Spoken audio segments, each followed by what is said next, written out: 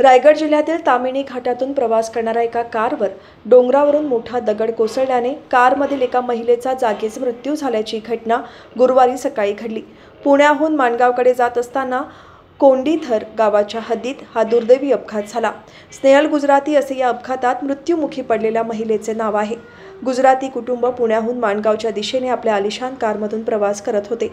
तामिणी घाटातील कोंडीथर गावाजवळ गेल्या काही दिवसांच्या जोरदार पावसामुळे डोंगरावरील दरडीचा भाग सैल झाला होता। या सैल झालेल्या भागातून एक मोठा दगड घसरत खाली आला आणि तो थेट चालत्या कारवर आदळला।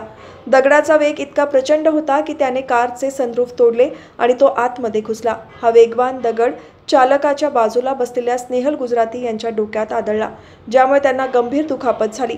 अपघातानंतर स्नेहल गुजराती यांना तातडीने जवळच्या मोदी क्लिनिकमध्ये उपचारासाठी दाखल करण्यात आले, मात्र दुर्दैवाने क्लिनिकमध्ये पोहोचेपर्यंतच त्यांचा मृत्यू झाला होता। तामिणी घाटात सध्या जोरदार पाऊस पडत असल्याने दरडींचा धोका वाढला आहे। मुरम असलेल्या डोंगराचा भाग सैल झाल्यानेच हा भीषण अपघात घडल्याचे समोर आले आहे।